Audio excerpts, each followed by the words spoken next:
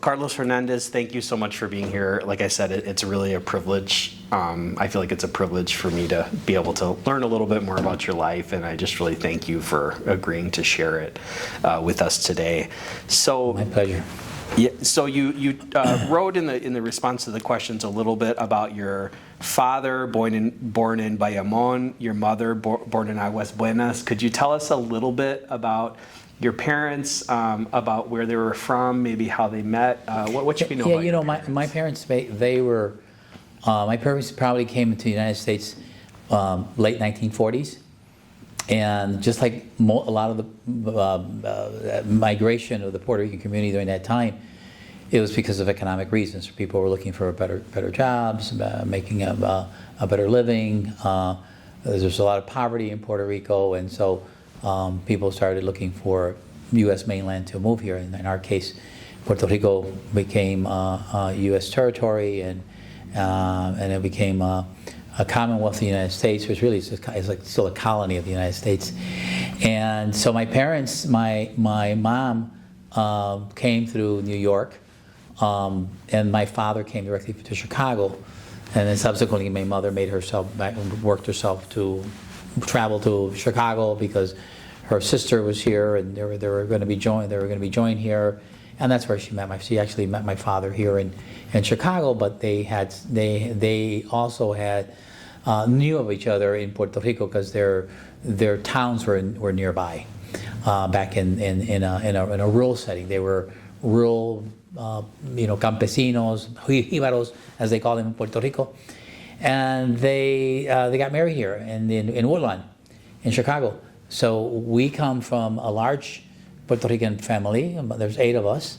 My parents married back in 1952, 53, and they were married in Woodlawn, and they started their lives there.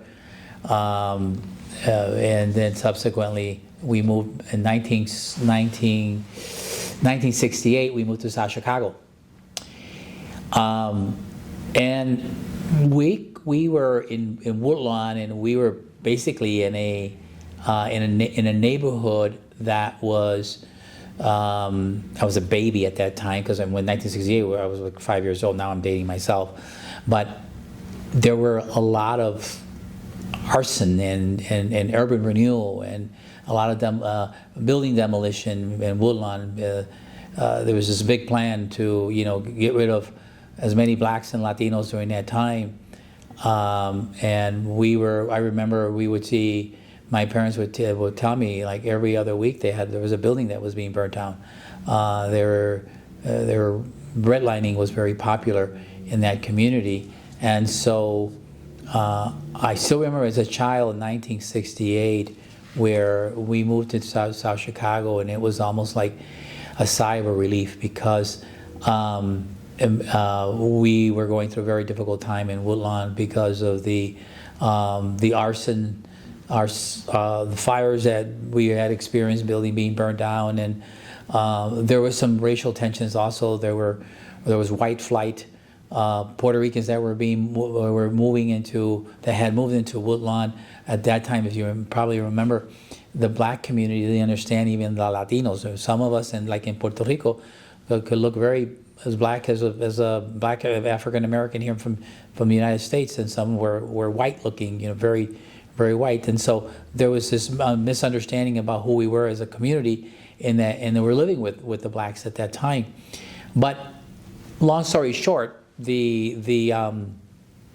think we come a long way, and I think the African American understands that the Puerto Ricans have an Afro-Puerto Rican an African descent to it, and we're part of our past and our background is being of the Taino and African and Spanish, but we moved into South Chicago, and it was predominantly a Mexican American community. The community was always very industrialized because of U.S. Steel. We actually moved further south because my father used to work at Cargo Grain Elevator. Unfortunately, I'll speak about my dad. My dad had a mental health problem. It was substance abuse. He was an alcoholic, and that wasn't good for the family. And my dad passed away at the early age of 42 of a massive heart attack, and left my mother with an inheritance of 8 children to raise. And so that was part of my journey in terms of beginning to understand life in Chicago and what it means to be a family, a person that comes from a large family with low economic means. And so we struggled in my early years, my brothers and sisters, and we all had to go to work and do as much as we can after school, work at a grocery store or work at a cleaning windows and shoes. And in my case, I was working at a shoe shop, and I did some window cleaning around my neighborhood. And so everybody had to contribute, make something, to make ends meet. So I give my mom a lot of credit because she became a widow at a very early age with 8 kids. It was really tough for her. We didn't see it that way as children, right? Because we're like, well, this is just what life is about. We didn't know the other side of what the other side of the fence meant to us. But we struggled, and I think we did well, and we did well in terms of everybody was gainfully employed as adults. And some of us went to school and finished college. I finished college and did my high school, did my bachelor's and my master's degree. And fast forward, we're here in. All of us are still in the United States. I must say that as a child, when you come from a poor economic settings, it really impacts you. We really have to look at things very differently. In hindsight, I learned that in my early years as a child, I was given a break by folks.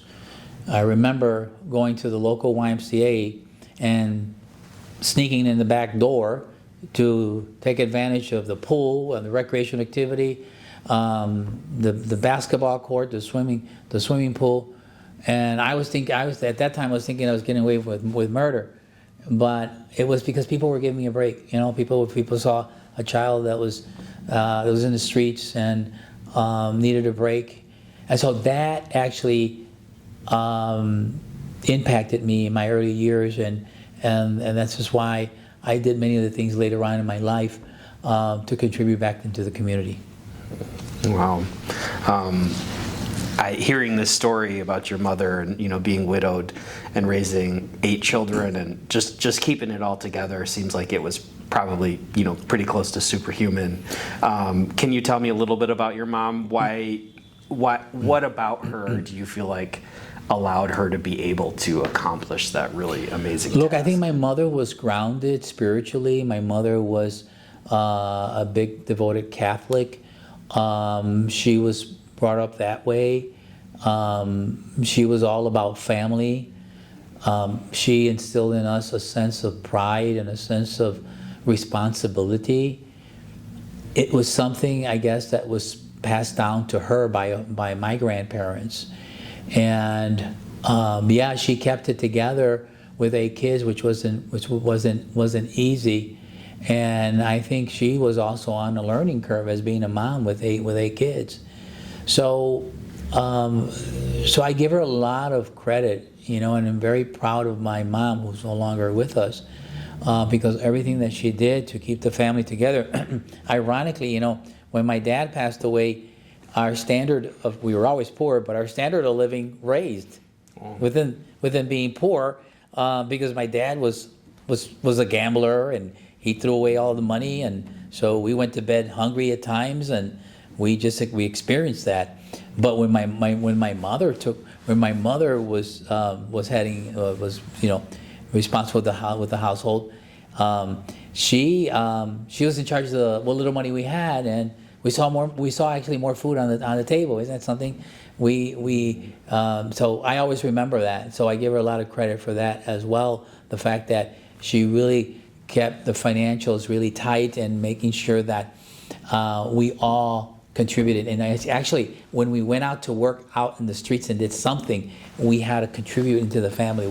We gave my mother the money. My mother handled the money for us because it was a collective thing within the family. You bring money home, mom takes care of it, and we were able to work out as a family and be able to pay for the bills and the rent and etc. So my mom did not have. She was a housewife. She didn't have a college degree. She barely made it through elementary school, I think, That's just the way it was in Puerto Rico at the time. The kids went out and worked the farm. They weren't expected to go to school completely, and sometimes school was not accessible because of the roads and they were far away. So she learned, her journey was to learn throughout life. She learned how to speak English in the United States. She read. She was literate, and it's just an incredible woman who just was able to pull two together at a very difficult time. Thankfully, as we grew up and got older, things became more easy for her, and she had a little bit more support than she did when we were all young. Mm-hmm. Yeah. Incredible. I mean, 8 kids. I can't even imagine. And my story is probably not that different than many other Latinos. Okay, mm-hmm. You might say it's incredible. It's probably you know what? I've heard worse. Okay, put it that way. Mm-hmm. I've heard worse. I mean, we thankfully we were never involved in gangs. Nobody in my family got shot. Mm-hmm. Nobody in my family got in prison. There's also everybody has a story. Yeah. That's my story. Mm-hmm. And what I did was, it was to me, it was a chance for me to always have a sense of determination, because my mother had that, that spirit of determination. Mm-hmm. And so I was always determined that somehow or another we were going to make it through this. Mm-hmm. Yeah. So I wanted to say that because that background really impacts what you do later in life. Mm-hmm. Some people will take the approach of the ay bendito syndrome. And so, ay bendito syndrome? In Mexico, I think que la Virgen nos cuide y que sea lo que la Virgen quiere.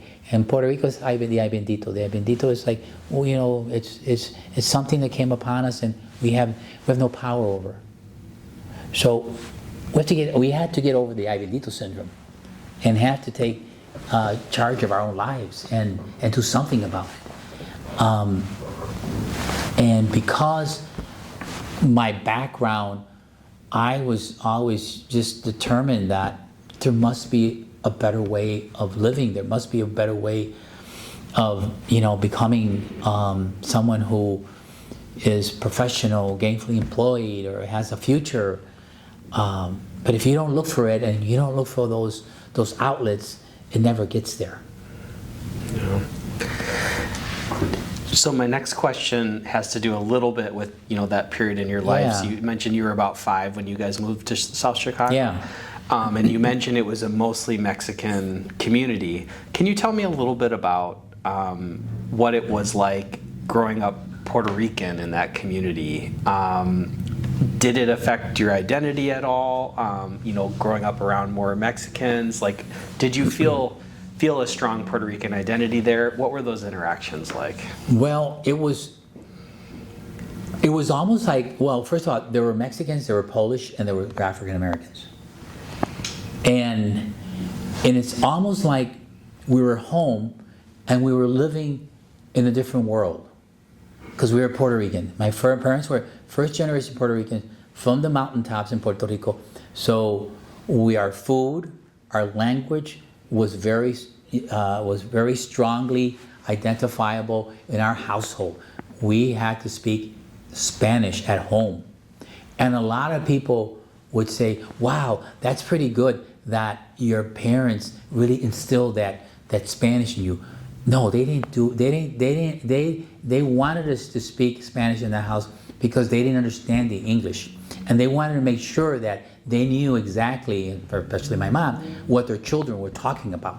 That they weren't kind of saying something that was trying to do some bad deed that they didn't know about. So they were always instilled. That worked out to our advantage because we learned Spanish.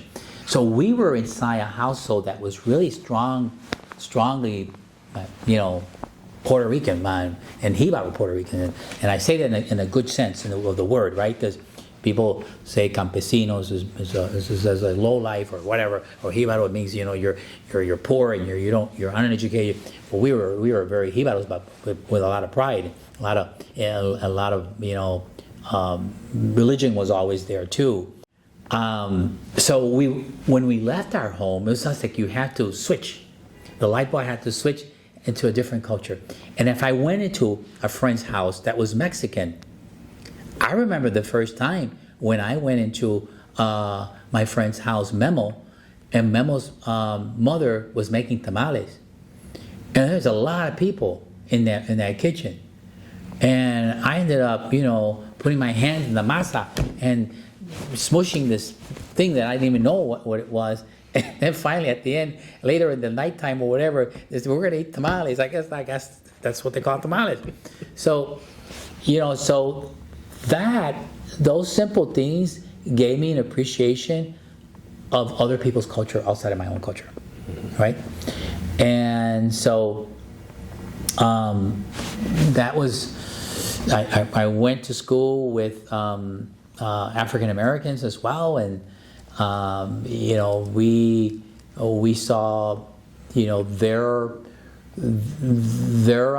journey as well. And we had similar journeys, right? Many of them were poor like us, and we went to the same school. So a lot of people, when you go to the same school, public schools in Chicago, the majority of you that live in this kind of, the majority of students that live in that community and go to school have similar backgrounds, right? They come from families that are, of more or less of the same economic needs. There's some variation on that. So I was fortunate that being around, growing up in Chicago, in a community that was primarily Mexican and Polish, gave me an appreciation for other people's culture while still maintaining my own cultural identity. Because when we went to family parties and we went to family social gatherings, it was all Puerto Ricans. It was all about, it was all about arroz con gandule. It was about lechon. It was about pasteles. So it was about, salsa music. It was about jibaro music. It was bolero music. It was about bomba en plena. I mean, we had across the street from my house, we had a family who was Afro-Puerto Rican, and I would go in their house, and another experience, because you have to remember, I was born and raised in Chicago. I'm not from Puerto Rico. I wasn't born in Puerto Rico. So my point of reference was something very different. And so bomba en plena and the Afro-Puerto Rican experience was not necessarily prevalent in my household. So when I went to a friend of mine's house who was Puerto Rican, black Puerto Rican, Afro-Puerto Rican, there was bomba en plena. There was like Afro-Puerto Rican music in his house.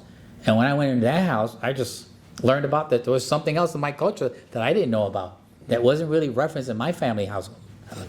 So it's a wonderful experience that I had as a child. Very, very challenging, very tough, but at the same time, in hindsight, rewarding because it's part of your makeup. Yeah, it's interesting that you talked about the music, because I was going to ask you about that. Obviously, the arts and music has been just such an important part in your life. Can you tell me a little bit about the music that you grew up around?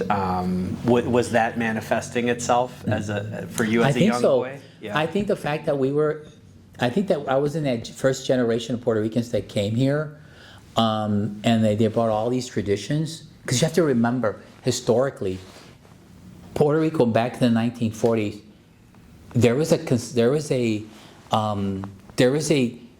strategic effort and very intentional effort by the United States to depopulate Puerto Rico, because otherwise there was going to be a revolution at some point, because there was poverty there and there was a lot of political ideology. Independent movement was strong, and so there was a concerted effort to break that culture apart. And so our culture was broken up because our people was broken up. Some of us, like my parents, went to the United States. Others stood in the island. And so when you experience that, all the people that came here, it's almost like they brought a little island with them. And when they brought that, they brought music, they brought food. And so those were strong elements of our culture. And being exposed to the Jíbaro music, being exposed to salsa music, and salsa, by the way, was something that was developed in the 1970s. It wasn't something that came from Puerto Rico. Right? That was subsequently it got developed in New York. Puerto Ricans had influence, Cubans had influence, and there's also all kinds of theories behind who really developed salsa music, and people want to take ownership of it. I believe that in Puerto Rico, we really enhanced tropical music for the United States. And so yeah, a lot of those rhythms and sounds that I would hear in family parties, that I would hear across the street in my friend's Afro-Puerto Rican home that was more bomba and plena music, yeah, of course that had an influence on me in terms of developing my character and my appreciation for my own identity and culture. Mm-hmm. Yeah, that's really interesting.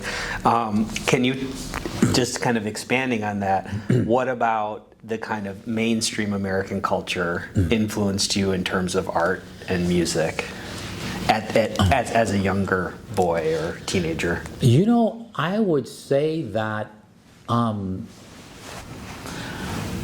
guess the thing I could just remember in general was disco. You know, John Travolta, you know, and I remember John Lennon music. Yeah, I wasn't too much of a fan of the Beatles, but I knew that they existed. But I was really more in touch with my own music, you know.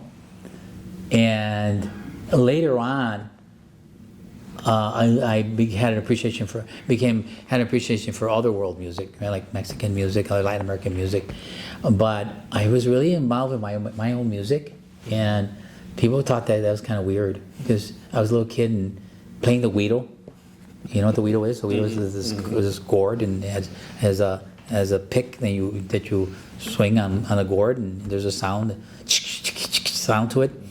And so I loved that. I remember as a kid playing that along with the radio, with a record player, with the music from Chuito de Bayamón, which is a Jíbaro music from Puerto Rico. Ask me why, I don't know. I guess it was just something that I picked up around family parties. So yeah, so I think that helped me have an affinity to Puerto Rican cultural music. Mm-hmm. You mentioned the güiro. Can you talk to me a little bit about your evolution in terms of instruments, playing music, how you were exposed to the arts, like as a younger child, you know, growing into a young adult? How did that develop? Well, first of all, I don't play an instrument, okay? I don't play instruments, but I fiddle with instruments, right? I used to sort of say. And my cousin in the north side was a timbalero. Timbales are big in tropical music. And I remember going to his family party, and he's playing the timbales, and he became a timbale player, a professional one too. And I remember as a kid going there and just banging on the timbales. We're again playing a record player, and then following the rhythms, and trying to keep up with my cousin and playing the timbales. So getting exposure to that was something. I remember also going to family parties, what you would see the cuatro. The cuatro is a 5-pair string guitar-like instrument, and it is just like the national instrument of Puerto Rico. Mexicans have mariachi, you know, the Scottish have bagpipes, Africans have drums. We have this thing called the cuatro, and when you play it, it just conjures up Puerto Rican feelings and emotions, and so I remember those in family parties as well. I remember during the early 1970s or whatever, when we were in South Chicago, in the middle of December, celebrating Christmas, coming up the stairs, and we lived in a one flat, and with this one little instrument in his underneath his arm, and he came up there and started playing the cuatro, and we're like, okay, well, I guess this is something that's ours, and being exposed to that. So those types of instruments, as you're exposed to as a kid, and remember, the disadvantage of being poor is that you have limited means about going outside of your circle. The advantage is that you're so much in your circle that is, during that time there's no iPhones, there's no web internet, and so the advantage is that what you see is what you're curious about and what you learn, and what you hang out with and what you sort of process. And so all these little instruments and all this music I was processing as a kid, and it became evident later in life that it was impactful in my own cultural aspirations and my own culture transmission, I should say, not aspiration, transmission for other people. And so that is, yeah. Yeah, and I'm very curious about that, because a lot of young people, when they get to high school and they get to college, their personality and their interests and their the ways they're going to impact the world really start to take form. Yeah. So can you tell me a little bit about your story of high school and after high school, and how your focus on the arts and culture? High school became another. High school became a place where I started to become more aware of social injustices. How I started becoming more involved in,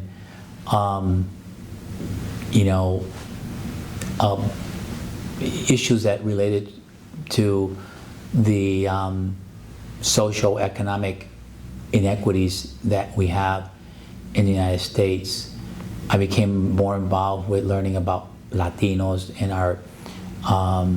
and the lack of opportunities that we had, and what that meant, and the fact that we had to study 2 or 3 times more and be more involved in order to do more in life because the decks were stacked up against us. There was racism that I really experienced there as well. Or I learned more about it there, because we were all Mexicans, Puerto Ricans, blacks were in schools, and we were all talking to each other, and we were all learning from our teachers about the lack of inequities or lack of equity, and the injustices that we have. You learn about Martin Luther King, and you learn about other, Mahatma Gandhi, and you learn about other figures in life that may change for people's lives. I got involved in a school newspaper, the first Latino newspaper in the city of Chicago. That was a high school bilingual. Remember, it was called Los Ojos in high school, and it was in the Chicago Public Schools at Bowen High School. And I became co-editor-in-chief of the newspaper.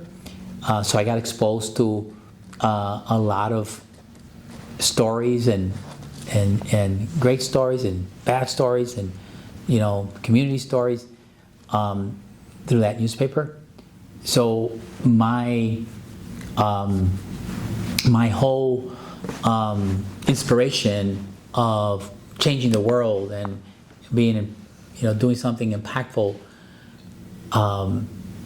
came about because of the people that I surrounded myself in high school with, and some of my own teachers that were served as role models and mentors. We didn't have many, but we did have some. So high school was a place for me where was a sort of like a learning lab about what the real Chicago is all about. And this is where the rubber hits the road, where you're learning about other people's shared values and stories. And so there is where I started to, looking at, the whole thing about being more outspoken and not being quiet. We Latinos sometimes we're like, just keep it to yourself and don't rock the boat. And that's where I started rocking the boat a little bit, and that's where I started getting involved with community issues. I started learning about the importance of voting. I started learning about the importance about unity and being able to come together with other folks to show strength in causes. As little as they were in high school, when I remember when we had, it was a story that broke at the schools when we had a superintendent from the Chicago Public Schools that was visiting the school, and all of a sudden they started painting all of the graffiti that was around the school corridors. And we were covering that story, and we say, why does it take a superintendent to clean up the school and paint the school and make it look nice? Why can't we have a nice school throughout the whole year? And why is that happening here? Another part of injustice, because we're in a low-income community and we're not being valued. So that's where I became more of an activist, if you will, in my early years, which inspired me to do other things in life later on. So I read that Carlos Tortolero was one of your high school teachers. Is that correct? Do you know him? Yeah, I don't know him well, but I know of him. He's right? a very colorful person. Yeah. Oh, absolutely. So was he one of the teachers? Yeah, absolutely. He was the counselor for the Los Ojos newspaper. Oh, in school. Yeah, I learned a lot of underground techniques with him. Can you talk a little bit about how did he mentor students? What type of teacher was he? Well, I think Carlos Tortolero was a person that was a teacher that wasn't. He was a history teacher, by the way, and he knew his history really well about Latin America and European history, and so first of all, he taught you about your own culture as it relates to your own history. And so if people don't know their history, they don't know where they don't have a good reference point to build from, right? Because it's like people start washing your own history the way they want to, especially mainstream society, and when you're assimilating in the United States, the prevalent history is European history. That's their point of reference, and we don't value our own history unless we learn it well. So Carlos Tortolero was about learn your own history and learn it well, because that's who you are. That's where you're coming from. And so that was one thing. The second thing was that because he was the advisor for the newspaper, he learned us how to challenge the administration, bring up issues think about issues that may affect our own lives and write about them, and put that down on newspapers. Feature stories where we have role models that are making inroads in Hollywood or in becoming astronauts or becoming professional people elsewhere. Start looking at ways that we can start highlighting our own people, so that we're not just listening to whatever mainstream society puts on TV about our own social ills with addiction and with gangs, and if you only hear that's the only thing you hear about what what your community is about. So I think that Tortolero was inspirational, not just for me, but a lot of students who then went on to continue their school, and actually it was a very encouraging figure to always telling students that there was a better place to be in the future, and that education was something that was important, and that you should pursue it at any level, right? So if you wanted just to be a school teacher, if you wanted to be a doctor, you reach your full potential. If you want to be an engineer, do that. If you want to be a carpenter or whatever, go ahead and do that. But you'd be surprised when as a child, when you're in a very narrow, closed environment, and we're very few role models, that it's very easy for you to think that there are no other means of being able to improve your own life other than what you see on TV, right? So I think that role models and mentors are important, and Carlos Soler was just one at a very important part of my life in high school that allowed me to see beyond my own neighborhood and continue my education in college. Yeah, that's fascinating. And it struck me when you said that he was an influence on you because, and I did not know he was a history teacher or, supported student journalism, but he obviously went on to move into the arts and the promotion of culture, and so did you. So I'm wondering, going from a high school student activist, journalist, can you tell me the story a little bit about how you ended up, founding the Puerto Rican Arts Alliance and how that story developed? Well, yeah, I ended up, first of all, when I came back from college, I worked at a nonprofit organization, Bickerdite Redevelopment. Still things in existence. They've probably been around for 50, 60 years already, not more. And Bickerdite was about building affordable housing for low-income community residents and making housing affordable. Wow, that's the kind of thing that makes me tick, right? That's the kind of thing that I like, because they were activists advocating for more affordable housing for our community. Got involved in that, and then later on, when I went back to school for a master's degree, I ended up working for Carlos Tortolero at the National Museum of Mexican Art. And it kind of continued to inspire me about what was being built there, because I was actually directing their expansion project. They were more than doubling their museum footprint at Harrison Park in Chicago. And I was directing their expansion, working with their contractors and making sure that we got the project up and going on time and completed. Look, I learned a lot about environmental controls for artwork. Learned about, we used to see how curators would treat artwork in terms of the delicacy, how delicate it was to preserve art, to identify art, preserve art, and to display art. So I had an appreciation for that there. And so I would think that some of that also influenced me to create a cultural institution of our own in Chicago. Although I would say also that my background with being raised as a child and not having the opportunity for recreational and other activities in safe places for children and youth, not having that not being exposed to that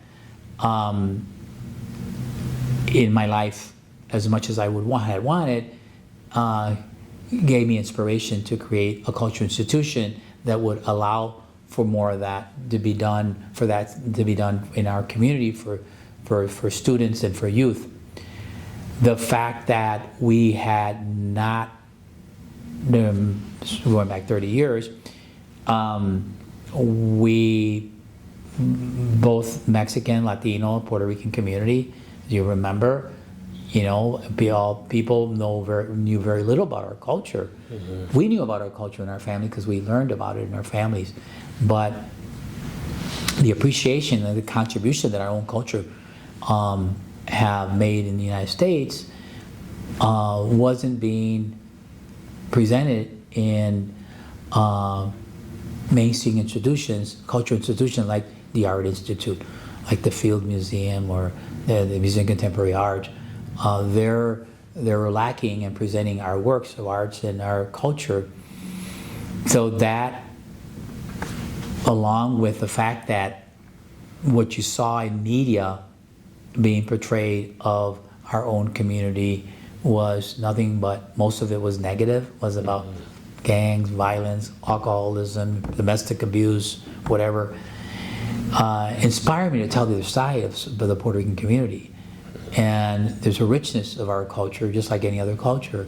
And I wanted to make sure that I got the word out there, and then I got the opportunity to align myself with folks who thought very similar to where I was in my place during that time in my own career developing. That I aligned myself with other leaders and other people in our community, like Puerto Ricans in my case, who helped me build the Puerto Rican Arts Alliance. So the fact that I was exposed to with the Mexican Museum and working there, the fact that I had my background as a child, where I came from, gave me the inspiration to build an institution that would be long-lasting, that could serve our community and beyond our community as well.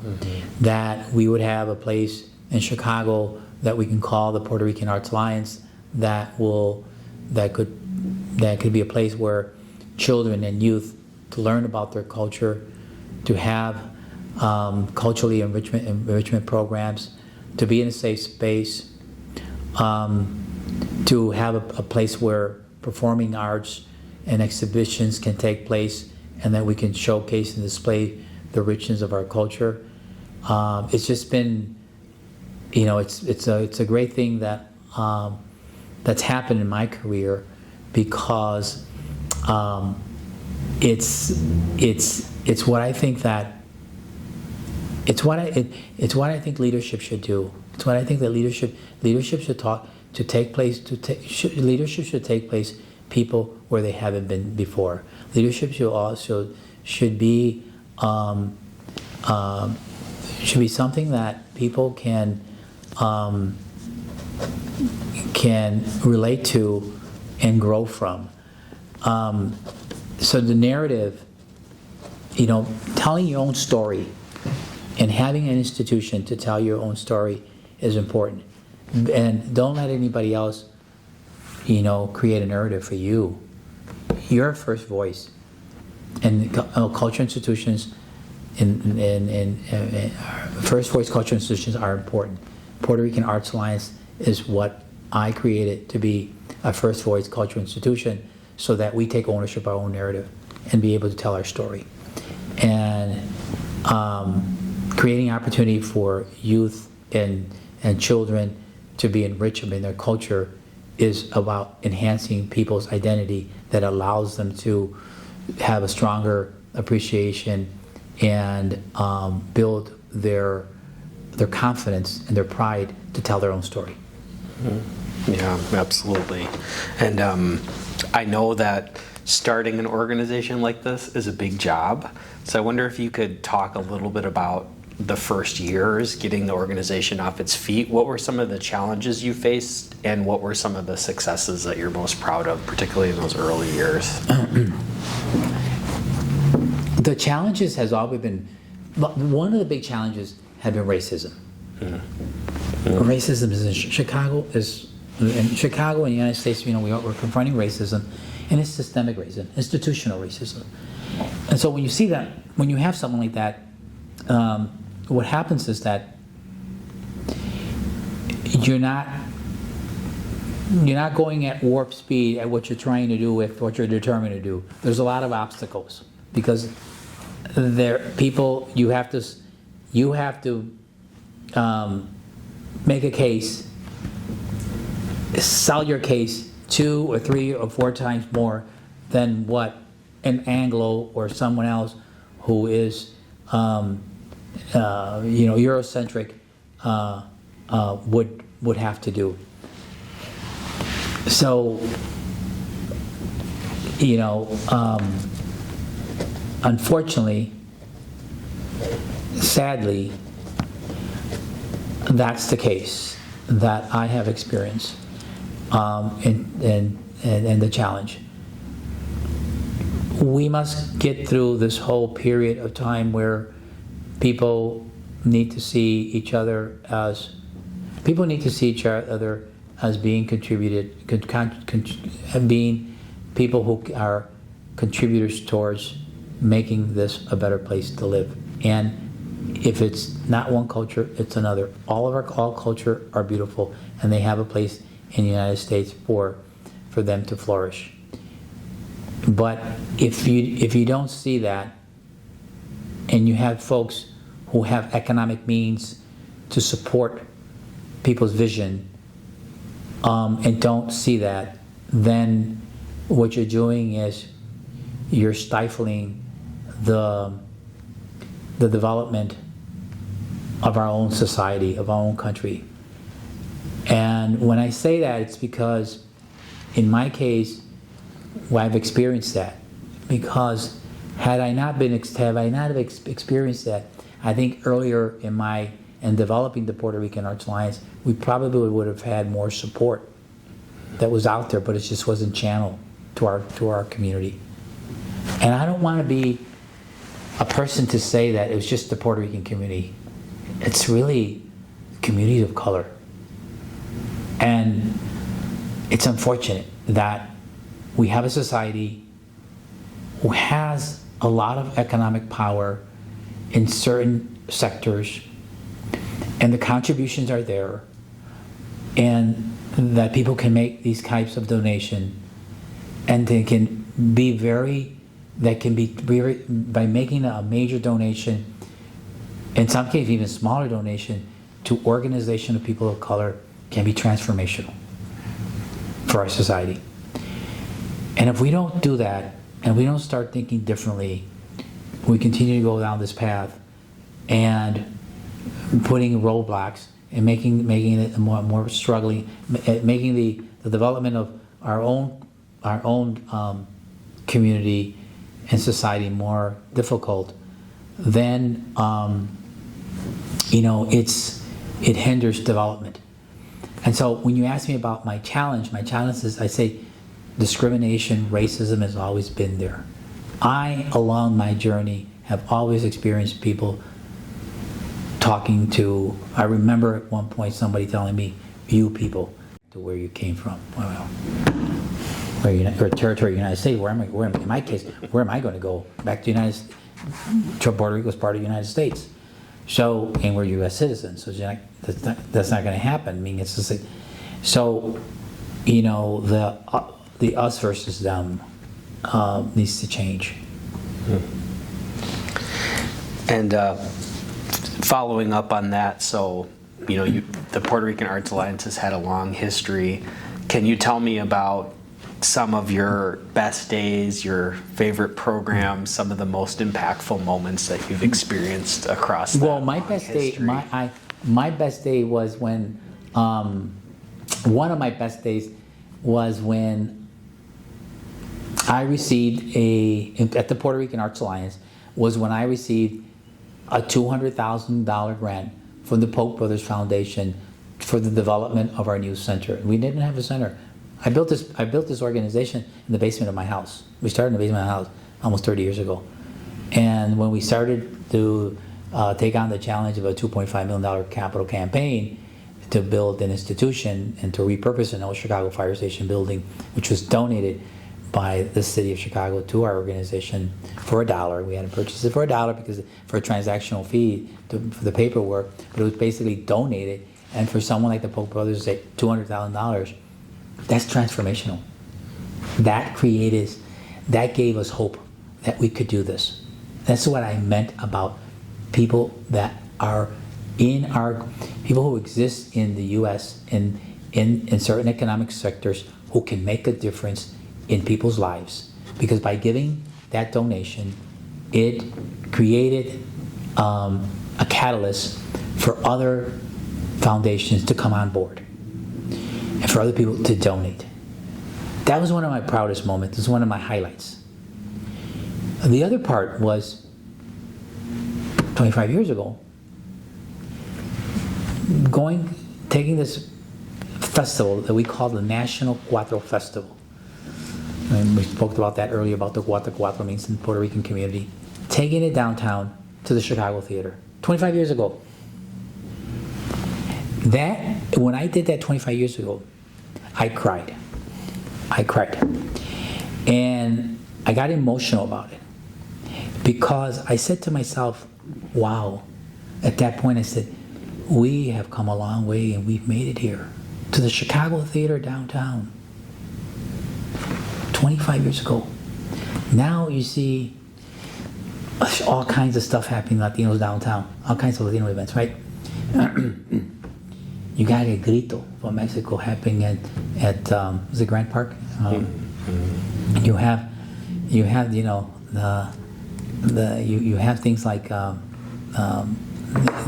some of the parades happening downtown. You have theaters groups that are doing town. You have performances at Millennium Park that are Spanish, that are Mexican, that are Puerto Rican. We did one we did one last year called Somos un solo pueblo, México y Puerto Rico. And you have this. It's happening. But 25 years ago, going to Chicago Theater was like, wow. So that was one of my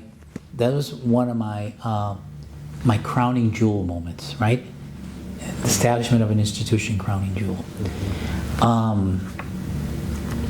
It would not be fair of me of leaving outside the fact that building a board that was civic minded, that was not just Puerto Rican. There were some Mexicans involved, some white people involved, and there was some African American involved. Building a board who got on board and who aligned themselves with a collective vision, mission of building this cultural institution was important to me. That's a crowning moment too, because while it's not one specific moment, it's the combination of many years that allowed me to build a board that understood the importance of having a organization of color be successful for the city of Chicago. We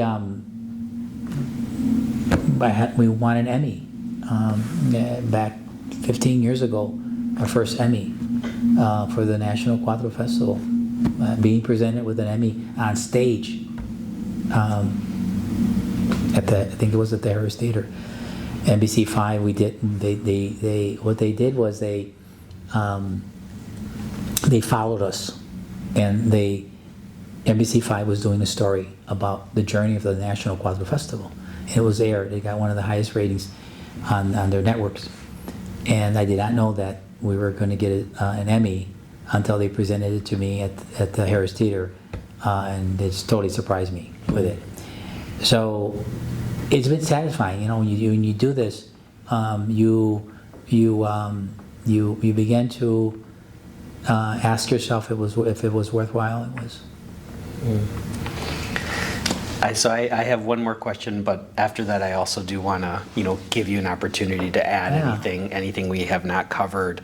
But such a long-standing organization, without a doubt, has affected the neighborhood, the community, the city of Chicago. So you talked a little bit about this, but what kind of impact do you think the Puerto Rican Arts Alliance has had on the neighborhood and the Puerto Rican community?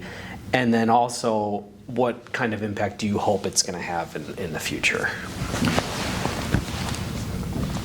Well, the Puerto Rican Arts Alliance,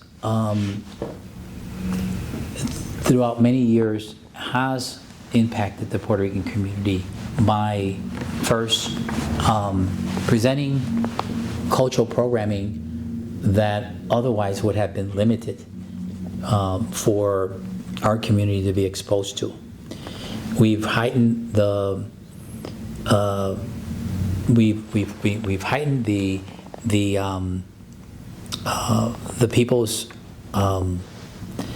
the element of being proud of your culture by having a community center where where artwork and music is being displayed and performed in a highly caliber way, and it's a high quality work that we do. High quality work. I'm proud to say that.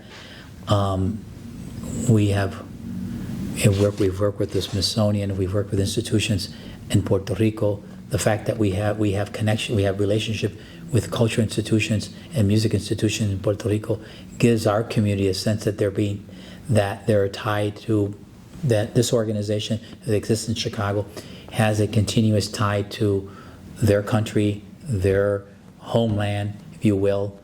Again, I mentioned Puerto Rico remains a colony of the United States, and it's fractured our culture. And the fact that you have this persistence of organizations and cultural institutions like the Puerto Rican Arts Alliance maintaining relationships and maintaining ties with Puerto Rico gives people hope that their identities is intact and it's stronger more than ever because of an institution like ours.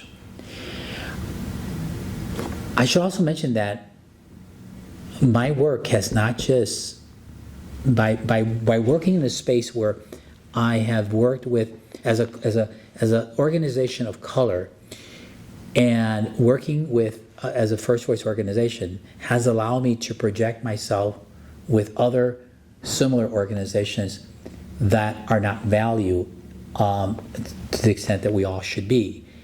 And being involved in a bigger picture and assisting and helping and being a co-founder, for example, of the Chicago Latino Theater Festival, being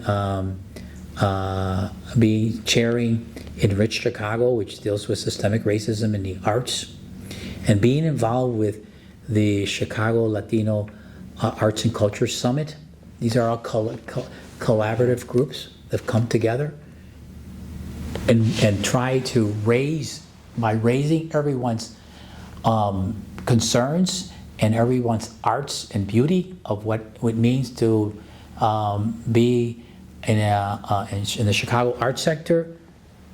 When you raise all, you raise yourself, is what I'm trying to say. Mm-hmm. And that I also have learned in life that you cannot be isolated and while I'm very proud of being a culture-specific organization, very, very proud of all the work that I've done as founder, I've learned in my journey in life that we must work together, that if you want to improve your organization, you should also find time to work collectively with other similar minded organization of color and help them as well. Because when you help them, you help yourself as well. And I've done that, and I continue to do that, and that's paramount to what I do now.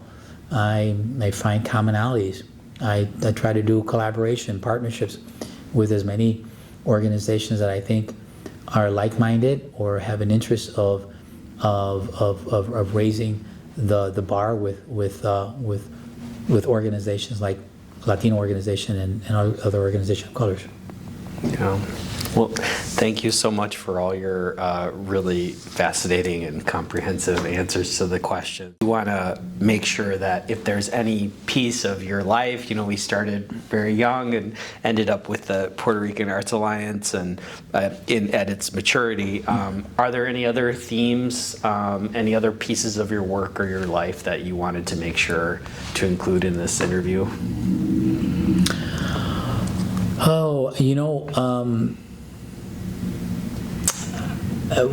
Probably, yeah. One thing that we've left out is my own personal life. I have a husband, and that's another story, because wonderful story. But so you figured, discrimination here with a person Puerto Riqueño, Latino, and the discrimination also LGBTQ, and I would say that that I think that this is something that it should be. It's part of my life as well. It's part of the journey of becoming, creating your own identity, making sure that by speaking out and while I have never been a gay LGBTQ activist, I have a strong appreciation for the work of the community, and in my own cultural organization, in my own development, I have given space and voice to that community to exist in our cultural institution as well.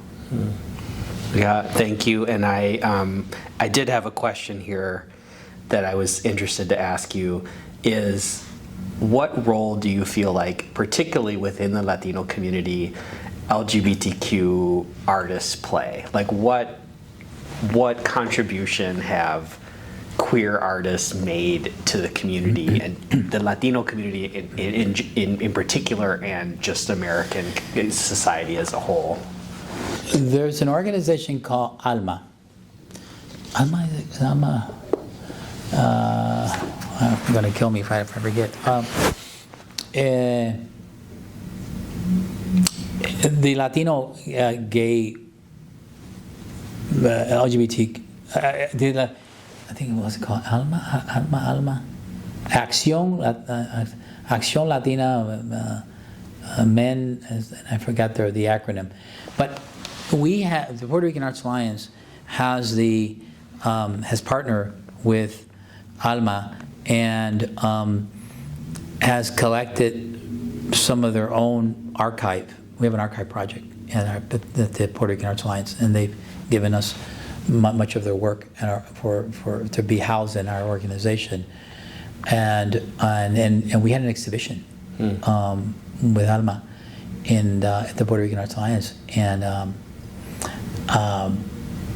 I learned a little bit more about the leaders there and what they went through. And I have a strong appreciation for that. And here's Latinos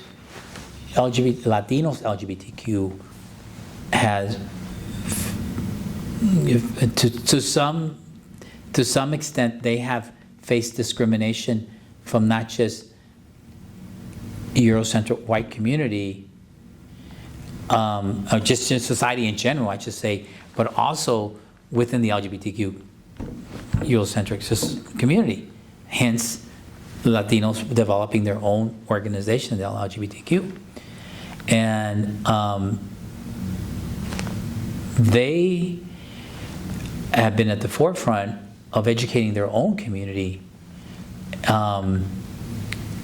about the issues that affect them, and making sure that they were there marching in parades 30, 40 years ago.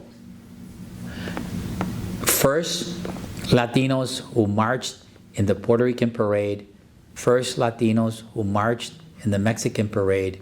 It was very uncomfortable. They cursed at them. They told them all kinds of things, and so they have a space in terms of the contribution of the they've done it. They made contribution towards making it more equitable, or raising awareness about lack of equity in the LGBT community. The Latinos have always been there in Chicago. We have some leaders in our community who I must give them all the credit. Julio Rodriguez, I think, is one of them, and Kenny Ocasio. These are names of, and I'm sure there are other ones. But if they weren't around, our community would be more ignorant. And when I say our community, our own Latino community would be more ignorant about the gay issues, the LGBTQ issues. So, so they, are just the Latino LGBTQ community educating our own Latino conservative community. It's come a long way, because if we don't educate our own parents, we don't educate our own families, our own friends, who's going to do it for you? So in that sense, they made a contribution. They're making a contribution. But I could, there's discrimination here. It's even worse, because discrimination with your own community and discrimination outside of your community. So there's a lot of work to be done there. But we've come a long way. I think parents and Latinos, especially in the United States, are more accepted, and they, in my generation, you wouldn't dare to talk about that. Now you see kids in high school holding hands, Latino, no Latinos. I think it's 10, 20 years from now. It's now a different type of society. But there's a lot of work. I mean, the equality of the marriage equality. I'm married. It's not completely proof. It may be taken away from us if this country goes in a different direction. And it's just always that sensitivity about making sure that we're all in this together, and we should talk about this.